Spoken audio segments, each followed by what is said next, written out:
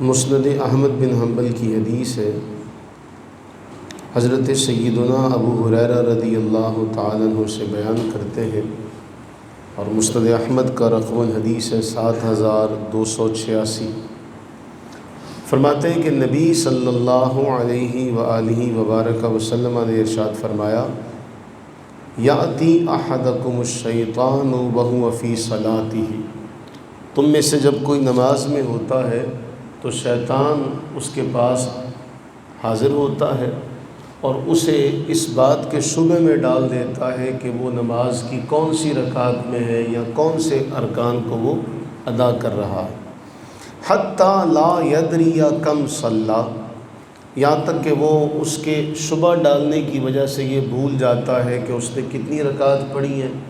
اس کی رکعت کتنی ہو چکی ہیں، اس نے کتنی نماز پڑھ لی ہے۔ اللہ کے نبی صلی اللہ علیہ وسلم نے فرمایا، فمن وجد من ذلک شیئا، اگر کسی کے ساتھ کچھ ایسا معاملہ ہو جائے کہ اسے نماز میں سہو کا سامنا کرنا پڑے کہ شیطان کی وجہ سے وہ بھول جائے،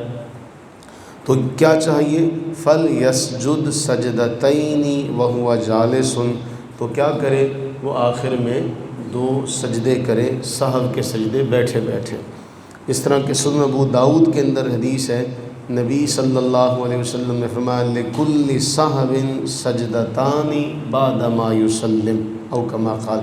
کہ ہر سہو کے لیے سلام کے بعد 2 سجدے۔ اب یہ باقاعدہ اس شیطان کا نبی صلی اللہ علیہ وسلم نے نام بھی ذکر کیا کہ وہ کون سا شیطان ہے۔ جس طرح ایک روایت ہم نے کئی بار پڑھی، آپ کو یاد ہوگا کہ جب اذان دی جاتی ہے تو جہاں تک اس کی آواز جاتی ہے شیطان راہ فرار اختیار کرتا ہے، اذان کے بعد دوبارہ آ جاتا ہے، اقامت کہی جاتی ہے دوبارہ بھاگتا، اس کے بعد پھر آتا ہے۔ اسی لیے فرمایا تھا کہ تم سارے مل کر کھڑے ہو تاکہ تمہارے دلوں کو اللہ تعالیٰ سیدھا رکھے۔ وہ شیطان جگہ دیکھتا ہے تو بھیڑ کے بچے کی طرح اس جگہ میں داخل ہو جاتا ہے، اور پھر وہ شکوک و شبہات میں مبتلا کرتا ہے کہ تو نے کتنی پڑھی ہیں کتنی نہیں پڑھی ہیں۔ تو پھر اس کے حوالے سے نبی صلی اللہ علیہ وسلم نے یہ فرمایا، اگر کسی کے ساتھ سہو کا معاملہ ہو جائے تو وہ کیا کرے؟ سلام پھیرے، سلام پھیرنے کے بعد 2 سجدے کرے، اور اس کے بعد پھر ہمارے احناف کے ہاں کیا ہے؟ تشہد پڑھے گا، درود پڑھے گا، دعا پڑھے گا، اور پھر دونوں طرف سلام پھیر دے گا۔ اسے سجدہ سہو کا نام دیا گیا۔ یعنی گویا نماز کے اندر جو کمی کوتاہی ہو جائے گی، اس کمی کوتاہی کو اللہ تعالیٰ ان 2 سجدوں کے ذریعے سے معاف فرما دے گا۔ کہ شیطان تو یہ چاہتا تھا کہ نماز میں کمی واقع ہو جائے، لیکن اللہ تعالیٰ نے ایمان والوں پر اور مزید کرم کیا کہ اسے یہ نعمت عطا کر دی کہ وہ چاہتا تھا کم کرے، اسے اللہ نے 2 سجدوں سے اور شرف دے دیا، توفیق دے دی کہ یہ 2 سجدوں کو اور زیادہ کر لے تاکہ اللہ تعالیٰ کی اور زیادہ تسبیح میں اپنا وقت گزارے۔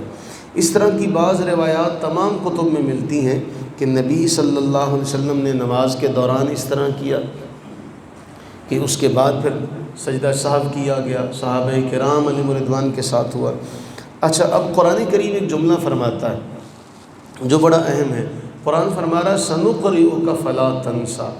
اے حبیب صلی اللہ علیہ وسلم ہم آپ کو پڑھائیں گے، ان قریب ہم آپ کو ایسا پڑھائیں گے کہ آپ بھولیں گے نہیں، لیکن الا ما شاء اللہ،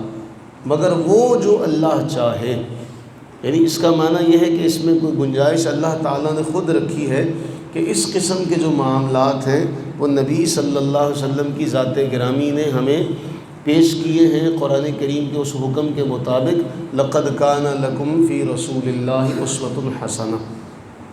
کہ رسول اللہ کی زندگی تمہارے لیے اسوہ حسنہ۔ اب ہمارے ہاں یہ ایک مغالطہ پایا جاتا عام عوام الناس میں۔ وہ مغالطہ کیا پایا جاتا؟ وہ یہ کہتے دیکھو جی، یہ جو اہل سنت ہیں یہ نبی صلی اللہ علیہ وسلم کی توہین کرتے ہیں،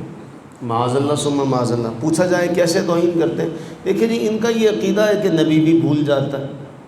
معاذ اللہ ثم معاذ اللہ۔ اس میں ہمارا جو عقیدہ ہے اس کو تو آپ ایک طرف رہنے دیں، قرآن خود فرما رہا ہے کہ آپ نہیں بھولیں گے مگر وہ جو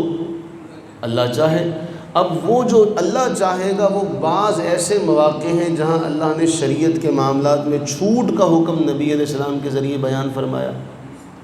کہ آپ صلی اللہ علیہ وسلم کے ساتھ یہ معاملہ پیش آیا اور آپ نے 2 سجدے کیے صاحب کے، تو تو امت کو یہ پتہ چلا کہ نماز میں اگر غلطی ہو جائے گی تو یہ بھی اگر ہم کریں گے تو یہ بھی سنت سے ثابت ہے۔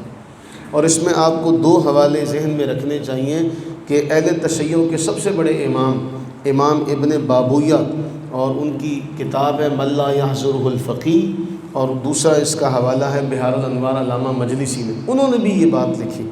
اور یہ ہمیں یہ طعنہ دیتے ہیں کہ ہم نبی علیہ السلام کے بارے میں یہ بات کرتے ہیں۔ ان کے امام نے لکھا